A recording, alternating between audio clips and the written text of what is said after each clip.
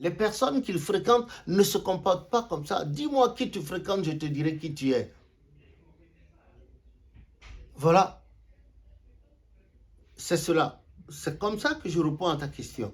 Parce que c'est par ton comportement déjà dans le quartier. Même les jeunes là, tu ne les dépasses pas, tu les vois, tu leur lances hello, bonjour, ça va? Et puis tu continues ton chemin. Tu ne t'arrêtes pas un instant pour voir les trucs qu'ils font, leur manière. Et puis c'est fini. Ceux dont les cœurs doivent être touchés par Dieu, l'Esprit de Dieu, il les touchera et ils reviendront. C'est cela. Et au lycée où tu es, c'est la même chose. Dans les bus, tu es là, tu vois une personne d'un certain âge arriver, tu te lèves et puis poliment, tu lui offres ta place. Il y a une vieille qui va descendre du bus ou bien du métro, du RER, et tu vois ça, tu l'aides à descendre son bagage. Mais tu ne prends pas.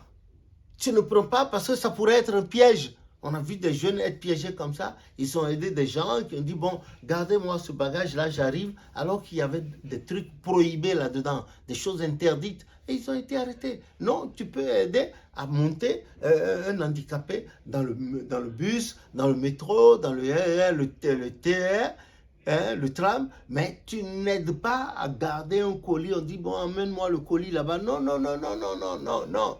Non, c'est un haut risque. C'est un truc à haut risque, on en a vu. Tu vois, il ne faut pas que, en voulant être humble, qu'on se fasse manger. Voilà ce que je puis te dire. Donc, c'est par le comportement d'abord tu pourras gagner ces gens. Et ils peuvent venir vers toi pour te poser des questions avec des idées mal intentionnées, hein, avec des idées perverses, comme ils peuvent être sincères, c'est tout. Ou bien ils peuvent chercher à te rendre visite chez toi pour voir un regard inquisiteur, pour voir comment tu vis, comment tu fais ceci, et après exploiter cela contre toi. Non, tu n'admets pas. Au pas de la porte de votre immeuble à la cité, bon, tu es là, tu attends quelqu'un, puis quelqu'un s'approche de toi et te salue. Bon, vous voudrez bien me garder ce colis? Non, excusez-moi, je m'en vais partir tout de suite, je ne pourrai pas le faire.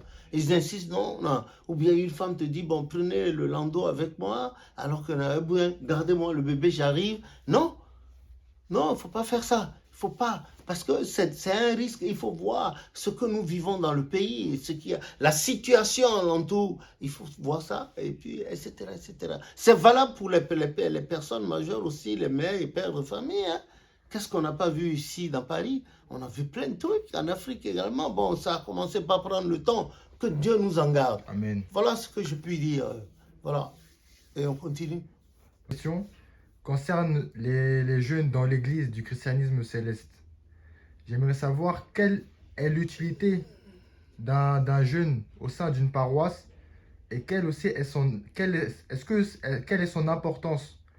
Je pose cette question parce que je me balade souvent sur le net, notamment sur Facebook, et je vois plus les devanciers mis en avant que les jeunes. C'est un constat que j'ai fait. Mhm. Oui, mais le Facebook, par exemple, les réseaux sociaux sont là pour tout le monde. Il faut les utiliser à bon escient. Il faut les utiliser à bon escient. C'est la masse communication, la communication de masse. Avant, c'est pas possible. On ne pouvait pas s'exprimer. Tu écris tout de suite, la seconde d'après, l'autre qui est à l'autre bout de la terre. Non, c'est l'évolution de la technologie. Dans toute chose, observons ce qui est bon. Il faut prendre le bon côté des choses. Tu veux manger de la viande? Eh bien, tu prends juste la quantité qu'il te faut. Tu n'abuses pas, sinon tu attrapes une gastro. Tu veux manger des gâteaux? Mange-en un peu, mais n'abuse pas de peur de faire que ton taux de glycémie monte.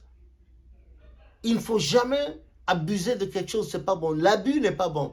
Tu veux boire de l'alcool, une petite rasade, ça te suffit. Pour ceux qui boivent, hein, je ne conseille pas, mais je ne conseille pas aux uns aux autres de boire. Mais je pense à mon humble avis que celui qui prend un petit verre, qui est dans une église où on ne lui interdit pas l'usage de l'alcool, un petit verre, juste un petit verre, un verre madère, comme on le dit, ça suffit pour la journée ou bien dans 2 jours. Il y en a qui en font une profession et vous voyez les dents jaunissent très tôt. Vous voyez des jeunes avant les 30 ans, 40 ans, quand ils rient, mais les dents sont rabougries, ont des couleurs gris cendré, gris sombre. Non, c'est pas bon. Voilà. Et bon, ces jeunes-là, là, Voilà, les jeunes sont l'avenir du monde. Les jeunes sont l'avenir du monde. Les jeunes sont là parce que ces jeunes-là constituent l'avenir du monde ou d'un peuple. Il faut leur parler. Il faut parler. Il faut s'ouvrir. C'est ce qu'on appelle l'altruisme. Il faut s'ouvrir vers ces jeunes-là.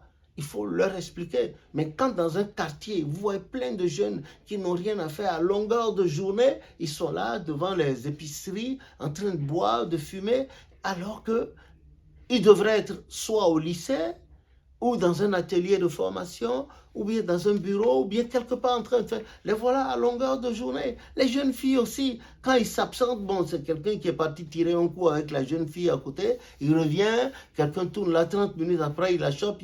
Ça, c'est le vice, ça, c'est cultiver le vice. Mais ils auront fini de s'épuiser avant de se marier. Il va rester quoi pour entretenir le ménage et la femme? C'est cela. Donc, il faut aller vers les jeunes. Il faut